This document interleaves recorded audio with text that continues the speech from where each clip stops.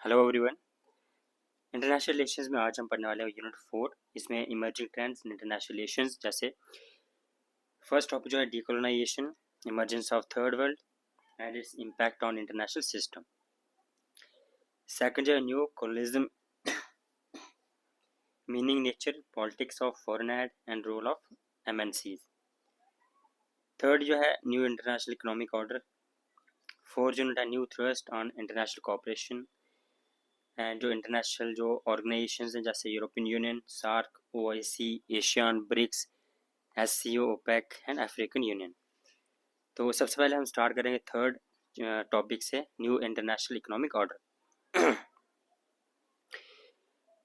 New international economic order जो है वो डिमांड्स क्या है इसकी।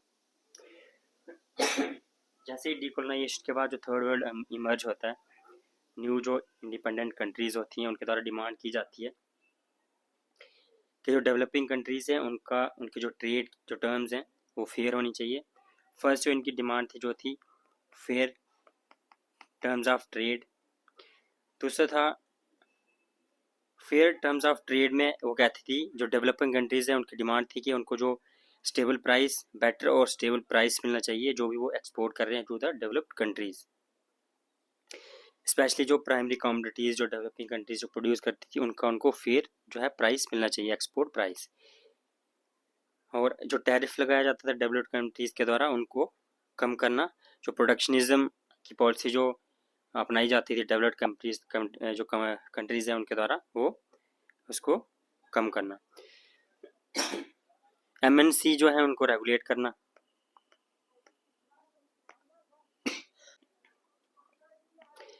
एमएनसी के जो ऑपरेशंस हैं डेवलपिंग कंट्रीज़ में उनको रेगुलेट करना ताकि वो जो नेचुरल रिसोर्सेज जो हैं डेवलपिंग कंट्रीज़ के उनको एक्सप्लॉइट ना कर पाए। तीसरा जो है टेक्नोलॉजी ट्रांसफ़र। उसके बाद जैसे डेवलपमेंट असिस्टेंस, इसमें बात की गई कि जो 0.7% ऑफ जीएनपी जो है वो यहाँ पे डेवलप्ड कंट्रीज़ के द्वारा दी जाएगी aid to the developing countries. उसके बाद जो नेचुरल रिसोर्स हैं डेवलपिंग कंट्रीज़ के उन पे उनका सोवरीन जो राइट होना चाहिए। अगर उनको आने वाले टाइम में नेशनलाइज करना है तो वो नेशनलाइज भी कर पाए, ये उनके ऊपर जो है सोवरीन राइट होना चाहिए उनका। इसके बाद फैक्ट्स की बात करें जिन पे क्वेश्चन पूछे जा सकते हैं वो है डिमांड जो इंटरनेशनल प्लेटफॉर्म्स है वहाँ पे 1970s में की जाती है, लेकिन उससे पहले भी 1955 में जो एशिया और अफ्रीकन जो कंट्रीज़ थी उनकी कॉन्फ्रेंसेज होती थी और जो बेंडिंग में जो कॉन्फ्रेंस हुई थी 1955 में यहाँ पे इस चीज़ की बात की गई। उसके बाद 1964 में United Nations conference on trade and development 1964 में इसको एक्सेप्ट किया गया। उसके बाद जब यूनाइटेड नेशन जनरल असेंबली जो है इम्पॉर्टेंट है, जनरल असेंबली में इसको एक्सेप्ट किया गया 1974 में। 1974 में यहाँ पे इसको एक्सेप्ट किया गया थ्रू रेजोल्यूशन। तो रेजोल्यूशन कौन सा था? रेजोल्यूशन था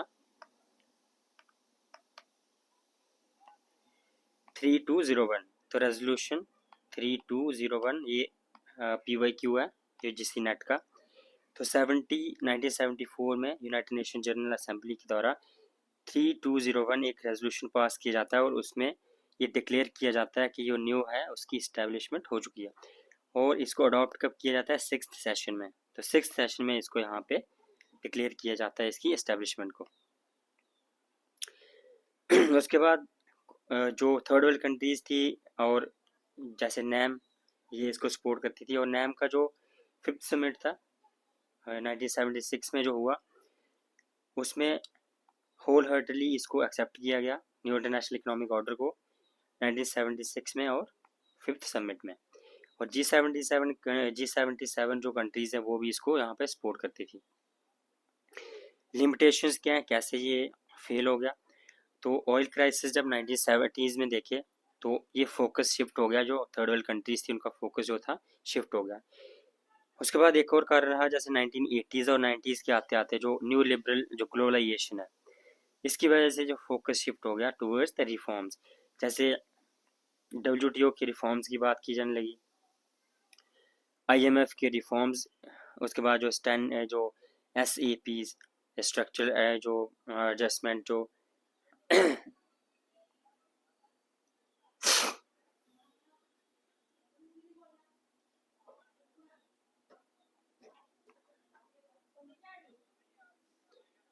1980s और 90s के आते आते यहाँ पे जो फोकस जो था वो शिफ्ट हो गया यहाँ पे न्यू लिबरल ग्लोबलाइजेशन की तरफ। और इसमें डब्ल्यूटीओ की रिफॉर्म्स की बात करने लगे। उसके बाद जो आईएमएफ के रिफॉर्म्स की, उसका जो स्ट्रक्चरल एडजस्टमेंट जो प्रोग्राम्स थे जो आईएमएफ और वर्ल्ड बैंक के द्वारा इसको इंट्रोड्यूस किया गया, और इस वजह से जो है न्यू पे फोकस करने के बजाय वो इन चीज़ों पे फोकस करने लगे। ये सबसे बड़ा लिमिटेशन था न्यू के फेलियर का। तो ये था न्यू के बारे में। इसके बाद रीजनल ऑर्गेनाइजेशंस में सबसे पहले यूरोपियन यूनियन जो हमारे सिलेबस में है। ओरिजिन कैसे ये इवॉल्व होता है, सबसे पहले 1951 में यहाँ पे European coal and steel community बनती है थ्रू ट्रीटी ऑफ पेरिस। उसके बाद यहाँ पे यूरोपियन इकोनॉमिक कम्युनिटी बनती है ट्रीटी ऑफ रोम के द्वारा। 1979 में यूरोपियन पार्लियामेंट बनती है। 1986 में एक सिंगल यूरोपियन एक्ट आता है, सिंगल मार्केट बनाना जिसका गोल था। उसके बाद 1992 में मैस्ट्रिक्ट ट्रीटी होती है, और उसके बाद जो है यूरोपियन यूनियन को क्रिएट किया जाता है। मैस्ट्रिक्ट ट्रीटी जो है वो 1992 में होती है, लेकिन 1993 में इसको ऑफिशियली फॉर्म किया जाता है। उसके बाद यहाँ पे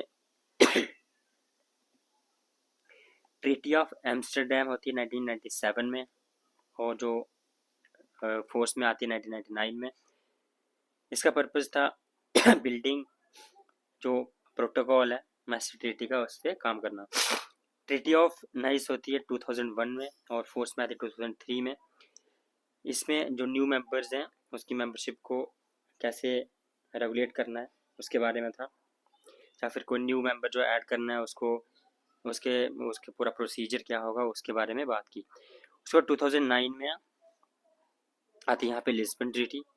इसमें मेजर इंस्टीट्यूशनल रिफॉर्म्स की बात की गई, जैसे यहाँ पे अगर कोई कंट्री अगर इसको छोड़ना चाहती है, यूरोपियन यूनियन को अगर छोड़ना चाहती है, जैसे ब्रिटेन ने इसको एग्जिट किया था, तो उसका क्या प्रोसीजर होगा इसकी बात की गई ट्रीटी ऑफ लिस्बन 2009। 2020 में ब्रिटेन एग्जिट करता है, यूके यहाँ पे छोड़ देता है, और यूरोपियन यूनियन के कितने मेंबर होते हैं 27। ब्रिटेन के एग्जिट के बाद यहाँ पे कितने मेंबर्स रहते हैं 27। 2013 में 28 मेंबर जो है ज्वाइन करता है जो यूरोपियन यूनियन को, जो था क्रेटोआ। लेकिन 2020 में आके जब ब्रिटेन जो है वो छोड़ देता है यूरोपियन यूनियन, तो फिर से जो मेंबरशिप है वो 27 हो जाती है। करेंसी 19 कंट्रीज ऐसी 90 मेंबर्स ऐसे हैं जिनकी करेंसी जो है यूरो है। इंस्टीट्यूशन की बात करेंगे, यूरोपियन कमीशन है, यूरोपियन पार्लियामेंट है, यूरोपियन कोड ऑफ जस्टिस है। यूरोपियन पार्लियामेंट जो है इसकी लोकेशन क्या है स्ट्रासबर्ग, और ये सिटीजन्स को रिप्रेजेंट करता है यूरोपियन यूनियन के। उसके बाद जो है यूरोपियन काउंसिल, मेन जो डिसीजन मेकिंग बॉडी है वो है यूरोपियन काउंसिल। हेड कौन होता है प्रेसिडेंट ऑफ जो यूरोपियन काउंसिल जो है वो इसके प्रेसिडेंट होते हैं। 7 मेन जो इंस्टीट्यूशंस हैं उसमें जो तीसरा जो है council of European union COM। उसके बाद यूरोपियन कमीशन। यूरोपियन कमीशन एक एग्जीक्यूटिव ब्रांच है, इसके पास एक्सक्लूसिव राइट है, न्यू लॉज अगर प्रपोज करने हैं तो उसके लिए इसके पास जो है एक्सक्लूसिव राइट्स हैं। उसके बाद जो है कोर्ट ऑफ जस्टिस। इसमें अगर यूरोपियन जो कमीशन जो है इसमें मेंबर्स जो है उनको अपॉइंट किया जाता है यूरोपियन पार्लियामेंट और यूरोपियन काउंसिल के द्वारा। तो ये दो बॉडीज हैं, इंस्टीट्यूशंस हैं, ये मेंबर्स अपॉइंट करते हैं यूरोपियन कमीशन। और यूरोपियन कमीशन जो है यो एक एग्जीक्यूटिव ब्रांच है, इसके पास जो राइट्स हैं exclusive to propose new laws. उसके बाद European central bank, European court of auditors, इसका काम क्या है manage budget and ensures that funds are used properly. उसके बाद यहाँ पे एशियन जो हमारे सिलेबस में है, association of for south east Asian Nations, Asian countries को फ्लाइंग बीज भी बोला जाता है। इसको फोन किया जाता है 1967 में बैंकॉक डिक्लेरेशन के द्वारा।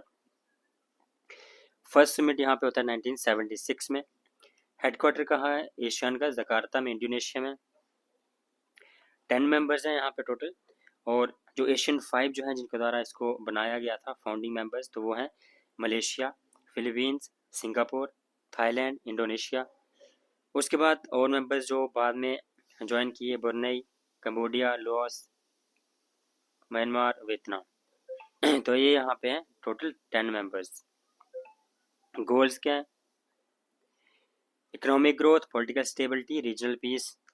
एशियन रीजनल फोरम 1994 में बनता है। एशियन +3, एशियन में 3 और मेंबर्स को यहाँ पे नाम, इनके नाम कौन कौन से? Japan, China, south Korea. Asian +3 इनमें और जो 3 वो कौन से बात की? इंडिया, ऑस्ट्रेलिया और न्यूजीलैंड। उसके बाद जो है SAARC South Asian association for regional cooperation 1995 Dhaka में इसको यहाँ पे फाउंड किया जाता है 8 मेंबर्स के द्वारा। India, Pakistan, Nepal, Bhutan, Bangladesh, Sri Lanka, Maldives and Afghanistan. तो यहाँ पे इसका सेक्रेटरीट कहाँ पे? काठमांडू, नेपाल में। तो ये इसका जो वीक इंटीग्रेशन कहा जाता है due to India Pakistan rivalry. इसमें कौन कौन से इनिशिएटिव्स लिए गए हैं इनके? SAARC development fund 1993, SAFTA 2006, SAARC food bank 2007, South Asia university New Delhi 2010, ये जी नेट का जो है PYQ है, सार्क यूथ अवार्ड्स। अब यहाँ पे समिट्स हुए हैं, जैसे फर्स्ट हुआ था 1985 में ढाका में, सेकंड 86 बेंगलुरु, थर्ड 87 काठमांडू, ये भी PYQ है।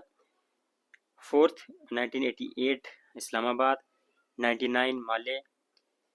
12th जो था 2004 में इस्लामाबाद, इसमें जो साफ्ता जो है साइन किया गया था, फ्री ट्रेड एग्रीमेंट।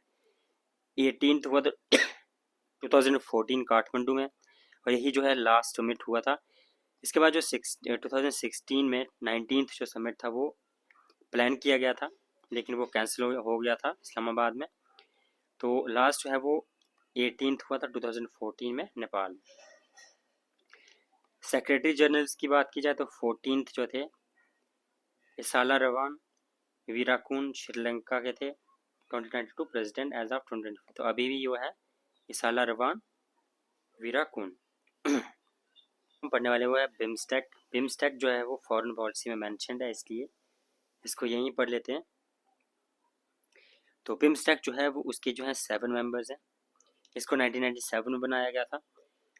1997 में तब यहाँ पे 4 नेशंस थे। 4 नेशंस में हमारे पास यहाँ पे बांग्लादेश, इंडिया, श्रीलंका और थाईलैंड। उसके बाद सेम ईयर में यहाँ पे म्यांमार को ऐड किया जाता है 1997 में, और ये यहाँ पे इसमें इसके 5 मेंबर्स हो जाते हैं। उसके बाद जब 2004 में यहाँ पे नेपाल और भूटान को ऐड किया जाता है, तो उसके बाद इसका नाम चेंज करके यहाँ पे इसका नाम बन जाता है bay of Bengal initiative for multi sectoral technical and economic cooperation. तो इसका जो हेडक्वार्टर है वो है ढाका में, बांग्लादेश में।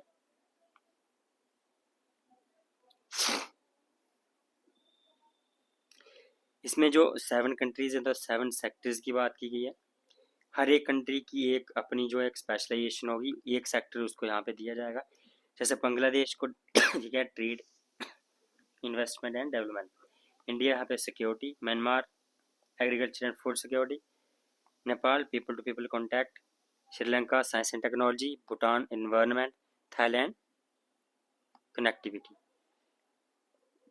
सार्क और बिम्स्टेक की बात करें तो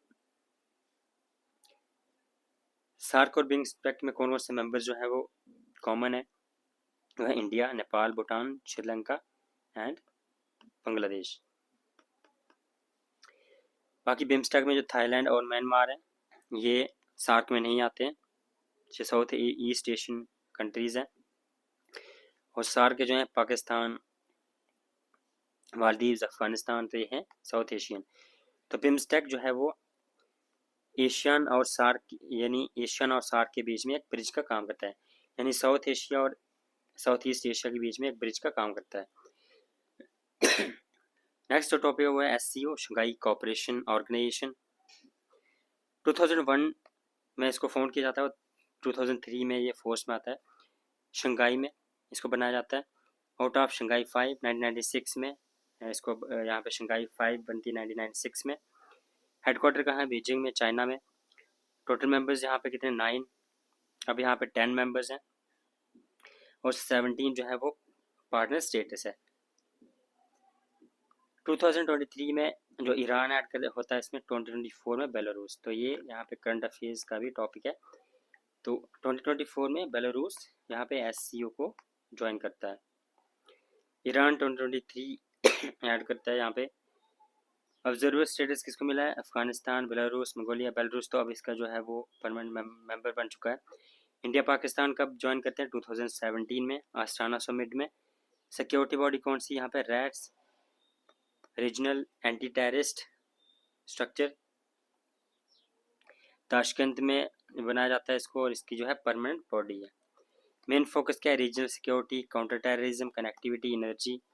2024 में आस्ताना में और इस्लामाबाद, अक्टूबर, ये यहाँ पे समिट्स हैं इसके। 2024 में यहाँ पे तियानजिन, चाइना में 25th समिट होता है। SCO development strategy for 2026 to 30 यहाँ पे लाई जाती है। कोऑपरेशन प्रोग्राम एक लाया जाता है। उसके बाद जो है इंपॉर्टेंट जिस पे क्वेश्चन आ सकता है, चोलपन अटा जो है किर्गिस्तान की एक सिटी है। इसको SCO tourist and cultural capital जो है 2025-26 के लिए डिक्लेयर किया गया। Shanghai spirit is equal to mutual trust. उसके बाद जो ऑर्गेनाइजेशन ऑफ इस्लामिक कोऑपरेशन 1969 में बनाया जाता है। हेडक्वार्टर्स कहाँ है? जेडा, सऊदी अरबिया। 57 कंट्रीज हैं यहाँ पे। Asia, Europe, Africa, southern America, South America. OPEC यहाँ पे 1960 में बनाया जाता है, बगदाद में, इराक में। भाई 5 मेंबर्स कौन कौन से थे? Venezuela, Iran, Iraq, Saudi Arabia और कुवैत। अभी जो है 13 मेंबर्स हैं 2025 तक। हेडक्वार्टर कहाँ है? वेना, ऑस्ट्रिया में। ओपेक प्लस किसको क्या डिनोट करता है? OPEC plus 10 other oil producers जैसे रशिया, मैक्सिको, कजाकिस्तान, ये सारे इसमें आ जाते हैं। तो बगदाद यहाँ पे बगदाद में इसको बनाया जाता है 1960 में। हेडक्वार्टर्स यहाँ पे वेना में और टोटल मेंबर्स यहाँ पे 30। उसके बाद जो है ब्रिक्स 2001 में बनाया टर्म जो है वो दी जाती है जिम ओनील के द्वारा। फर्स्ट ब्रिक्स समिट होता है 2009 में रशिया में, यकेतरिनबर्ग में। 2010 में साउथ जो अफ्रीका जो है वो ज्वाइन करता है इसको और ब्रिक्स बन जाता है। जनवरी 2024 में यहाँ पे इसके मेंबर्स 5 मेंबर्स यहाँ पे इसको ऐड किए जाते हैं इसमें। और 2025 तक यहाँ अगर बात करें तो टोटल यहाँ पे 10 मेंबर्स हैं और अपकमिंग जो समिट है वो ब्राज़ील में होने वाला है।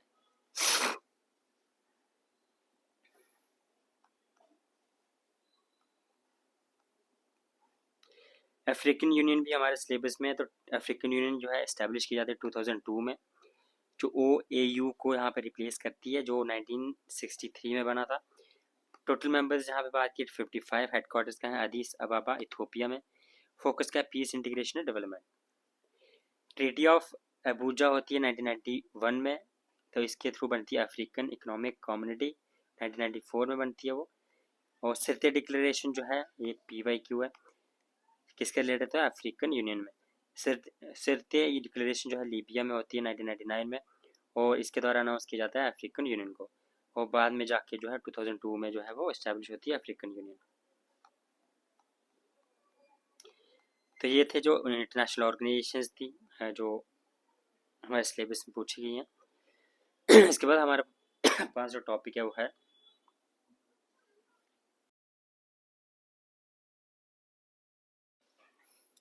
नेक्स्ट टॉपिक है decolonisation and emergence of third world, impact on international system.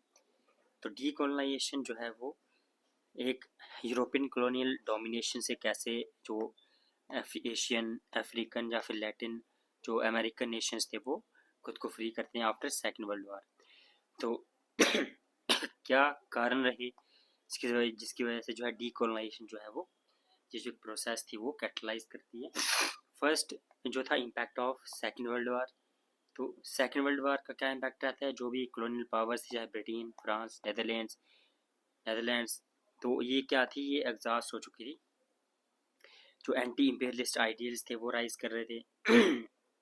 Second the rise of nationalism in colonies, जैसे गांधी इन इंडिया, नकुरमा, सुकर्नो, हो ची मिन, जो इन्होंने मास्टर्स को जो था इंस्पायर किया और लीड भी किया मोबिलाइज करके।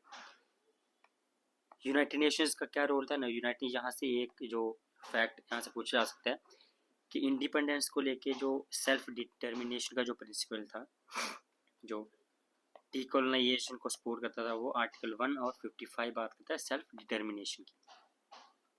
यूएन चार्टर 1945 जो प्रिंसिपल ऑफ सेल्फ डिटर्मिनेशन है उसको जो सपोर्ट करता है, आर्टिकल 1 और article 55।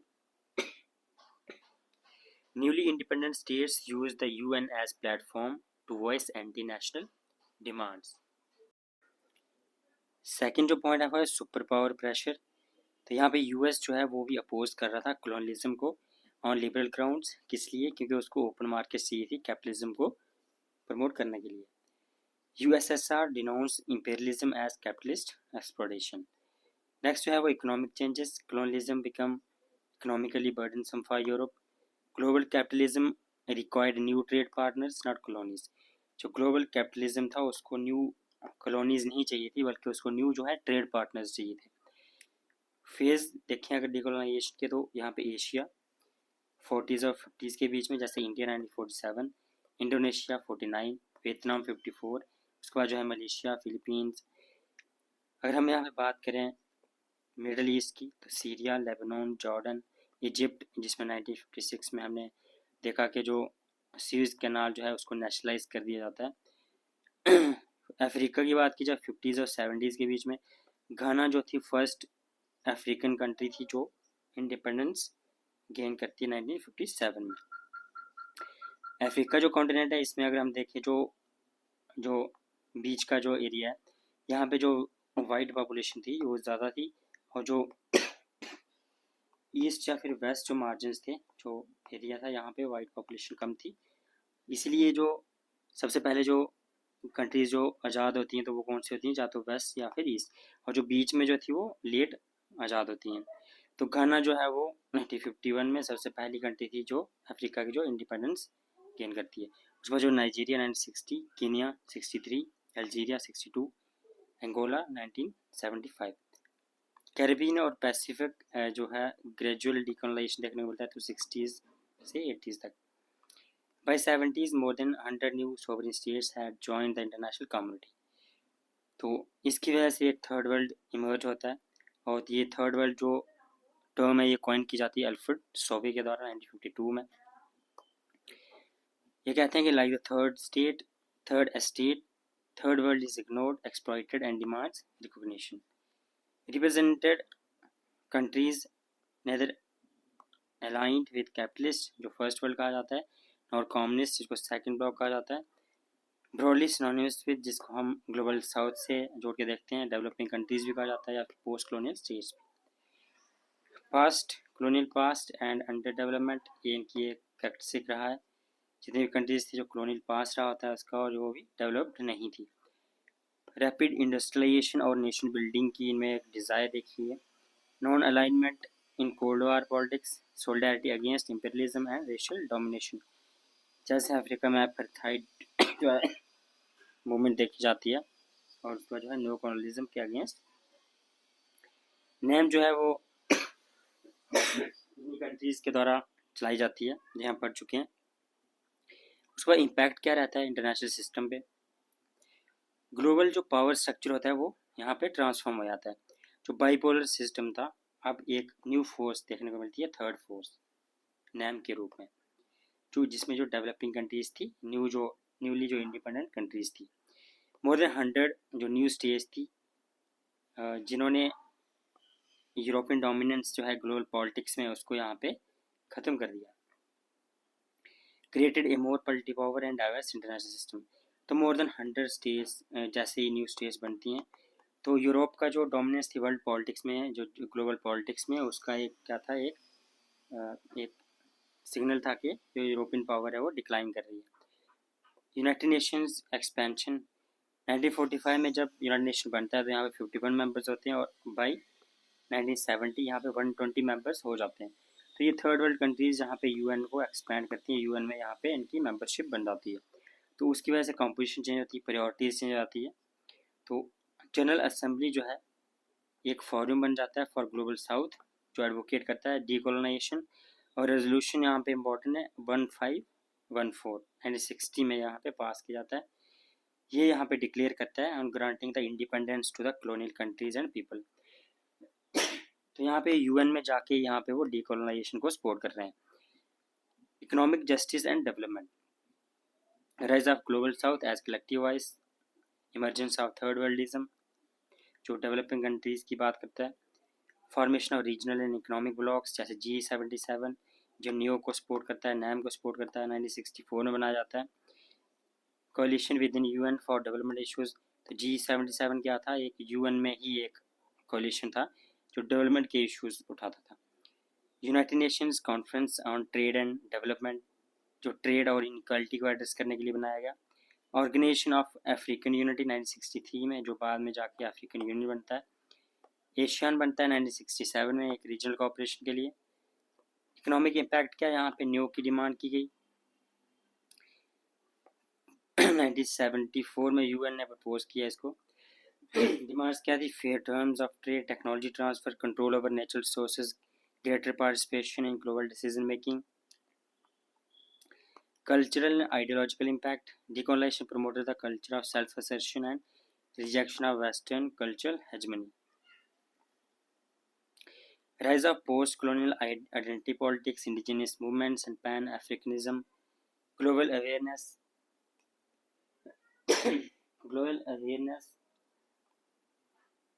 of racial justice, human rights, anti-apartheid movements, ये सारी चीज़ें देखने को मिली। Cold war dynamics, third world countries proxy battlefields बन गई जैसे कोरिया, वियतनाम, अंगोला, अफगानिस्तान। तो ये थे डीकोलोनाइजेशन में। न्यू कॉलोनियलिज्म जो है, न्यू कॉलोनियलिज्म में हमें देखा कि new form of colonial control है। ये भी एक कॉलोनियल कंट्रोल है लेकिन इसकी जो फॉर्म है वो अलग है, without direct political rule. Term जो है वो पॉपुलराइज की गई थी कवाने नुकरमा जो घनागे हैं उनकी एक बुक थी new colonialism the last stage of imperialism जो लिखते हैं 1965 में। Economic, political, technological, cultural dominance पर डेवलप्ड मोस्टली वेस्टर्न कंट्रीज और developing third world Nations. Characteristics क्या है यहाँ पे, economic dependence, control over colonies, cultural domination, unequal exchange, यहाँ पे जो रॉ मटेरियल जो है वो सस्ता लेना और जहाँ पे फिनिश्ड गुड्स थी वो जो है कॉस्टली यानी एक्सपेंसिव जो है वो रखना।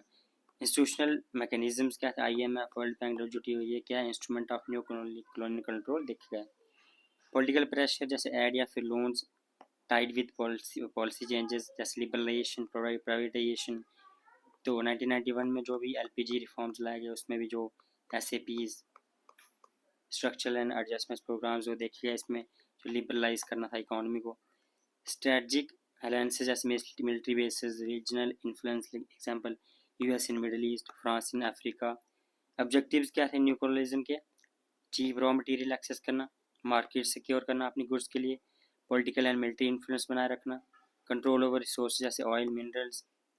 अफ्रीका की बात की जाए तो यहाँ फ्रांस की जो पॉलिसी थी फ्रेंच है फ्रीक पॉलिसी, जिसने फार्मर जो उसकी कॉलोनीज थी उन पे वो है कंट्रोल कंटिन्यू रखा। लैटिन अमेरिका में अगर मुंडो डॉक्ट्रिन, इकोनॉमिक और पॉलिटिकल डोमिनेंस।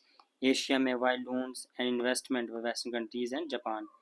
IMF के जो स्ट्रक्चरल एंड एडजस्टमेंट प्रोग्राम्स थे वो डेवलपिंग नेशंस में to cut subsidies and open markets.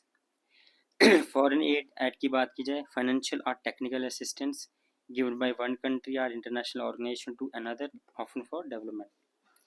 Two types की, बायलैटरल या फिर मल्टीलैटरल। बायलैटरल एक कंट्री दूसरे को देती है और मल्टीलैटरल जो है institutions like world bank, IMF, UNDP ये जब किसी कंट्री को ऐड देते हैं उसको बोलते हैं मल्टीलैटरल ऐड। ऑब्जेक्टिव्स क्या है, development and poverty reduction, political और स्ट्रेटेजिक टाइज स्ट्रेंथन करना, create markets for donor countries, soft power या आइडियोलॉजी प्रोजेक्ट करना। टाइप्स क्या है फॉरेन एड की? Grants, loans, tied aid, technical assistance, food and military. Grants में क्या होता है? कोई भी रीपेमेंट नहीं दी जाती है। लोन्स क्या होता है? रीपे करना पड़ता है, लो इंटरेस्ट पे दिया जाता है। Tied aid must be spend on the donor country goods and services. Technical assistant, training and expertise, food and military aid. Major donors कौन है? USA, Japan, UK, France, Germany, UAE, China. Criticism हमें पता ही, जैसे एक date dependency create करता है। जैसे China भी अभी जो अफ्रीका में है वो एक डेट ट्रैप जो डिप्लोमेसी उसकी है। Promotes policy conditionalities, privatization, benefits donor industries by tied aid, political manipulation, aid withdrawal as punishment, encourage corruption and elite capture as recipient states. Alternative models क्या है? Social cooperation, NAM, new. तो ये सारे जो हैं वो अल्टरनेटिव मॉडल्स हैं। जैसे इंडिया का जो ITEC प्रोग्राम है, या फिर चाइना का BRI। नैम जो है वो अपोज करता है जो एड दी जाती है उसको अगर पॉलिटिकल यूज़ किया जाए। न्यू जो है 74 में जब UNGA ने इसको यहाँ पे रेजोल्यूशन के थ्रू अडॉप्ट किया था। यहाँ पे वो बोलता है कि फेयर जो ग्लोबल इकोनॉमिक रिलेशंस है वो फेयर होनी चाहिए। MNCs की बात की जाए तो यहाँ पे firm owning and controlling production service facilities in multiple countries, जैसे Apple, Shell, Unilever, Toyota, Google, Nestle, Reliance, ये सारी जो है वो MNCs हैं। रोल क्या है ग्लोबल इकोनॉमी? इन्वेस्टमेंट, FDI लाती हैं, जॉब्स क्रिएट करती हैं और technology transfer. Trade expansion, economic integration, innovation, corporate diplomacy.